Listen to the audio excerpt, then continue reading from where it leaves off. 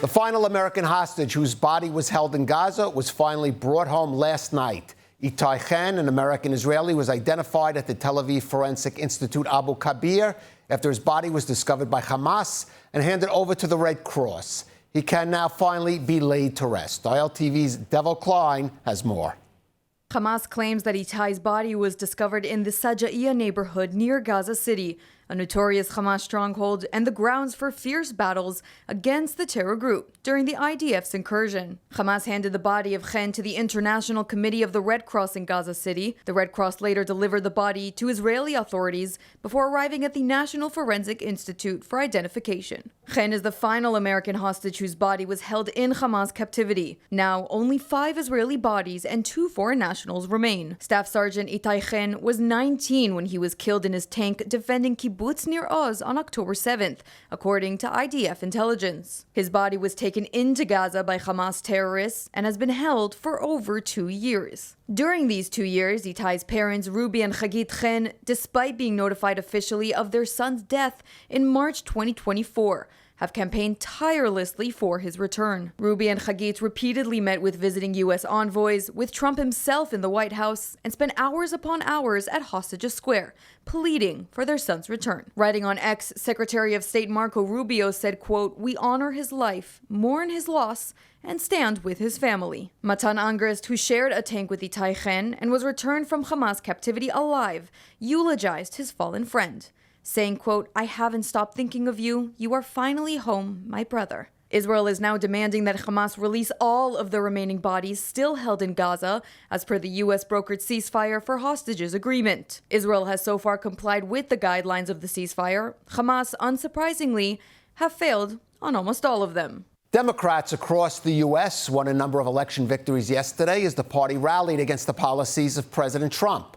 But the most shocking was the victory of progressive candidate Zohran Mamdani in New York City, which may be a warning signal for Jews across the U.S. and elsewhere. More in this report. Zohran Mamdani, a 34-year-old Democratic assemblyman with outspoken anti-Israel views, has shocked the American political establishment by winning the election for New York mayor. Mamdani scored just over 50% of the vote, beating the combined total of his opponents, former Governor Andrew Cuomo and Republican candidate Curtis Sliwa. Mamdani, a left-wing Democratic socialist and New York's first Muslim mayor, ran a successful campaign pledging to lower the cost of living, with promises such as free public transportation, raising corporate taxes, and reducing rent prices that may be difficult to deliver. New York! Tonight you have delivered a mandate for change,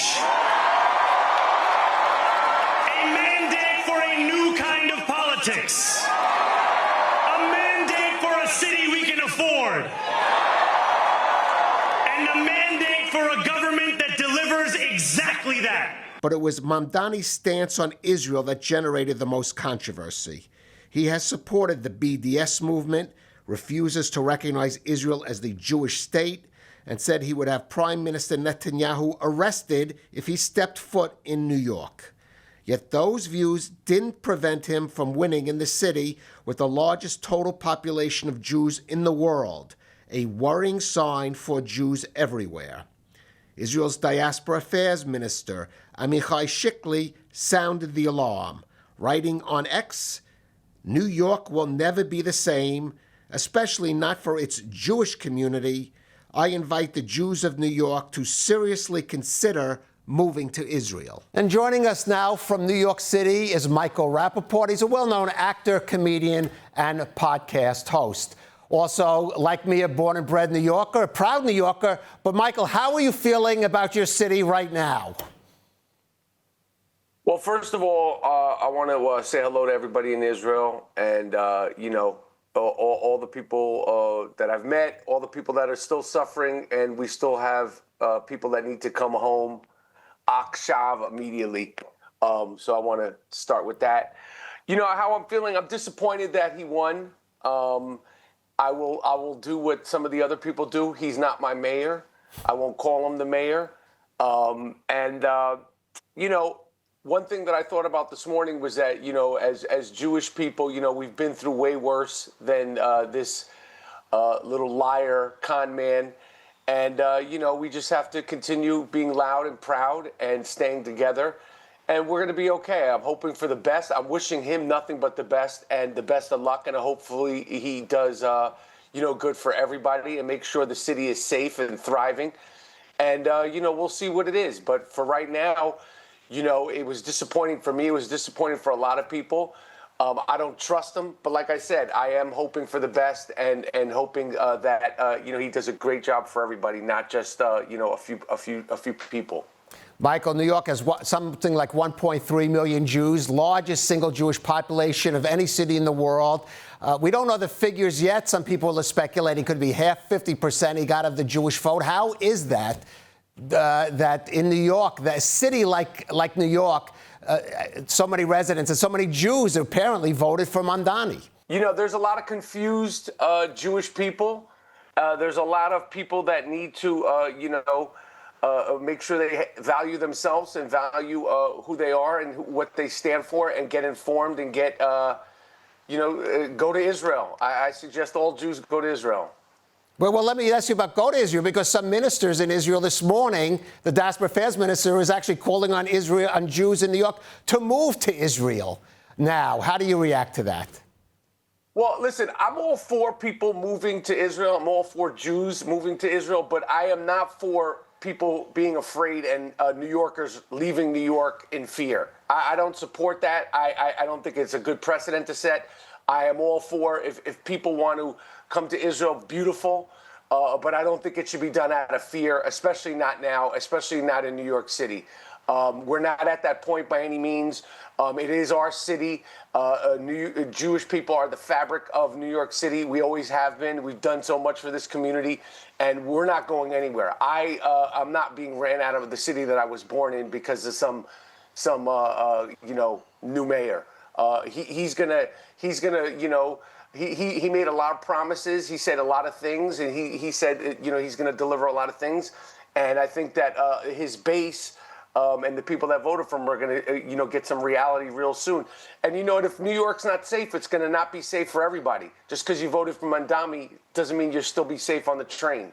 That's not how it works if you're dealing with, bad people. Like, oh, I voted for this person, I posted this emoji. It's not how it works. So hopefully he keeps the city safe. And, I can't wait for my free buses and my free, I'm looking forward to rent being free. I don't know when that starts, maybe January, February. But, I'm in a rental apartment in New York City. I love a free couple of months of rent. Right, let me ask you, Michael, I mean, you've been outspoken on many issues, but certainly as a Jew on issues that affect the Jewish community. This is a critical time for the Jewish community. Look, there have been some celebrities who have debated you and some that supported Mamdani, but the majority have not spoken out on all these issues. And, how do you explain that, that people who would have an interest here? I mean, you've worked with some big Jewish personalities who have spoken about their Jewish, Lisa Kudrow, I could go on and on. Jews who have married into the Jewish community, Selena Gomez, who's got a huge following. Why aren't those people speaking out either one way or the other? I can't speak on their behalf. I don't put too much weight into what any of us say, celebrities and all that stuff. People have articulated what they've wanted to articulate. They've shown you who they are. And, we can't expect the cavalry ain't coming in, whether the cavalry is some of our Jewish people or not. The cavalry ain't coming in. We have to take care of ourselves. We have to support ourselves. We have to lean into our Judaism, our Zionism, keep rapping tefillin, stick together, stay strong, and, keep praying and keep fighting. And like I said, we've heard it all. We've been through it all. And we'll be just fine when the dust clears from Zohran the moron. Well, you talk about it's still speaking out. There have been incidents in New York, of course, Jews being assaulted. We saw the situation in Colombia and elsewhere. And that was in a previous administration when finally police were called in. We're now looking at a mayor who's going to be in charge of the police force in New York. I mean, how safe are Jews going to feel to speak out for Israel, to attend things like the Israel Day parade, to support Jewish institutions? institutions like the Cornell Technion that Mamdani has said that maybe he wants to take action against. He's saying a lot of things, and a lot of things ain't going to happen, and a lot of things ain't going to happen immediately. Like I said, people are concerned. I'm concerned, but I also trust Hashem. I trust the fact that New York City is still the greatest city on earth, and until I'm proving, something else, I have to believe that and trust that. And we have to fight. You have to keep your head on the swivel. We have to fight. We have to be involved, and we have to stay. Conscious. I say, woke is a bad term, but I think, it should be taken back. We need to stay woke and stay involved and keep educating yourself and informing yourself. All right, Michael, since you started the conversation expressing support and solidarity for Israel, let me tell you, we here in Israel are expressing now support and solidarity for you, the Jewish community in New York City. Let me say something. What's going on in New York is nothing compared to what Israel has been through historically, certainly not what Israel has been through in the last 2 years. Do not worry about us. We're going to be just fine. I want everybody in Israel to heal. I want everybody in Israel, to be able to, just find peace and move forward sincerely. Do not worry about New York. We're going to be just fine. Israel has gone through way, way worse. And I find strength and inspiration in knowing that and keeping things in perspective. All right, I'm not sure you could tell Jews not to worry in either be in New York or in Israel or anywhere. Michael Rappaport, thank you for joining us on ILTV. Thank you. At ILTV, we're not just reporting the news, we are on a mission. Every story we tell stands for truth, for Zionism, and for Israel. When you subscribe, you're not just buying an app, you're becoming a partner in strengthening Israel's voice around the world. ILTV is factual, direct, and unapologetically pro-Israel. And we need you with us. Scan the QR code on your screen right now to subscribe and stand with Israel. Because this isn't just news, it's a mission. And now we turn to Tel Aviv to hear on the ground how people in Israel are reacting to Zohran Mamdani's win last night. His victory has already sparked concern among many Jewish communities, given his anti-Israel stance and his alignment with pro-Palestinian groups. So, how aware are people in Israel of Zohran Mamdani, and are they concerned about his rise? Our correspondent India Naftali went to the streets of Tel Aviv to find out. I'm here in Tel Aviv to ask the people here if they know who Zohran Mamdani is and what they think of him. Do you know who Zohran Mamdani is? Yes. And what do you think of him? I think I'd prefer for him not to be the mayor. I see online in the news some worrying things that come from his side. And it's also a bit worrying all the support that he's getting. I don't know what it means for the Jewish population, especially in America, but I don't know, it's kind of scary. For example, I saw an interview that he did online, almost a promotional video, and he's going into shops, and in the background in one of the shops is a Palestinian flag. And I feel like, did he think that maybe people wouldn't notice? It felt very intentional, kind of making it known what side he stands with. I don't know if someone who's about to be in charge of a very powerful city should maybe be influencing the population like this. Do you know who Zohran Mamdani is? Yeah, I know who he is. He's been elected last night to be the mayor of New York. And how do you feel about him winning? I don't think he's good for us, for the Israelis, or for the Jewish. I know from my close friends who lives in New York that some of them are considering moving to other places, and I think it's extreme. It's not suitable for New York, for the culture, for the openness of what New York is about, even artistic-wise. I'm an artist, that's why I'm saying that, and I think it's a bad choice. Do you know who Zohran Mamdani is? I've heard about him, but I don't really know anything about him. I only know that he's not a fan of us. Do you know who Zohran Mamdani is? I don't know a lot about him, but I know he's not a big fan of Israel, and I hope everything is going to be okay because we love America. The International Atomic Energy Agency is eyeing the Islamic Republic of Iran once again, with Chief Rafael Grossi urging the Iranians to cooperate with inspectors to avoid tensions. ILTV's Devil Klein has more. IAEA Chief Rafael Grossi has revealed that despite conducting a dozen inspections following the 12-day war with Israel and the American bombing of Iran's nuclear sites, inspectors have not been given access to Fordo, Natanz, and Isfahan, the sites previously bombed by the United States. Grossi told the Financial Times that the Islamic Republic must seriously improve cooperation with the IAEA to avoid heightened tensions with the West. Speaking from Tehran, Iran's Ayatollah Khamenei said this on cooperation with the United States. همکاری با ایران با همکاری و کمک به رژیم صهیونی ملعون سازگار نیست. رژیم ملعون صهیونی با این وضعی که در این اواخر همه دنیا دیدن، همه دنیا فهمیدن، همه دنیا محکوم کردند. آمریکا کمک میکنه. آمریکا پشتیبانی میکنه. آمریکا حمایت میکنه. با این وضع همراهی با ایران معنی نداره، قابل قبول نیست. بله اگر چنانچه به کلی پشتیبانی از رژیم صهیونیستی رو کنار بگذاره، پایگاه نظامیشو از اینجا جمع کنه، دخالت در این منطقه نداشته باشه، اون وقت میشه بررسی کرد مسائل رو. مال حالا نیست، مال آینده نزدیک هم نیست. Iran's President Masoud Pezeshkian told state media on Sunday that Tehran will rebuild its nuclear facilities, quote, with greater strength. It doesn't seem like Iran is interested in cooperation or halting their nuclear ambitions. How the United States will react remains to be seen. The Pentagon has reportedly advanced a massive sale of F-35 fighter jets to Saudi Arabia that would significantly impact the strategic landscape of the Mideast. According to Reuters, the deal involves the Saudi purchase of at least 48 of the fighter jets that contain the world's most advanced stealth technology. Now, the sale of such sensitive technology would require the approval of Congress and a sign-off by President Trump. But Reuters said the administration is helping to complete that process in time for the visit to Washington by the Saudi leader, Prince Mohammed bin Salman, set for November 18th.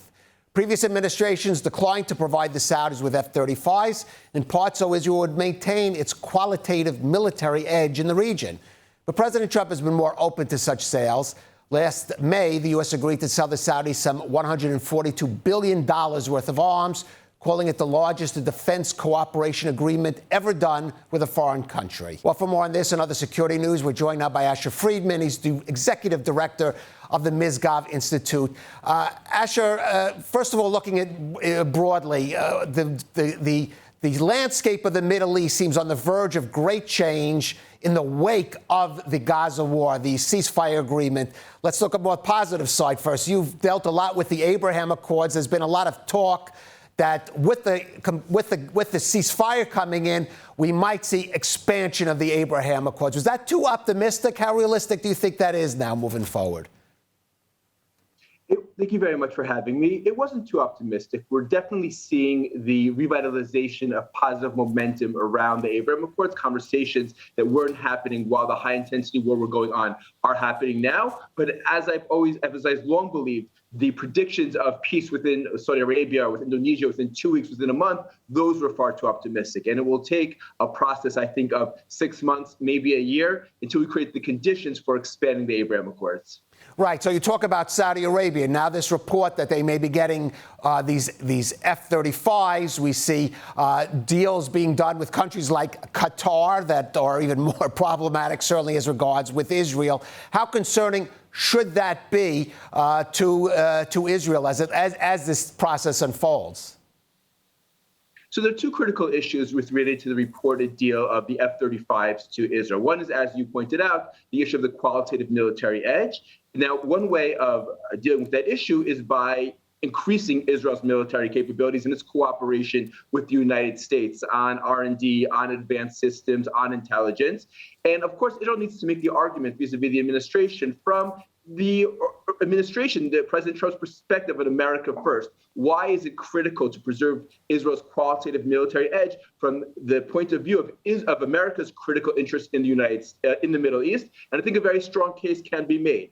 And the second question is, to what degree are an expansion or upgrading of ties between the U.S. and Saudi Arabia also tied to normalization, given that President Trump has rightly pointed to the Abraham Accords as one of his crowning achievements, and peace with Israel and Saudi Arabia as being another crowning achievement of his. I very much hope that the administration will continue to connect between expanding its military cooperation with Saudi Arabia and the normalization of Israel, which also will be greatly beneficial to key U.S. interests in the Middle East.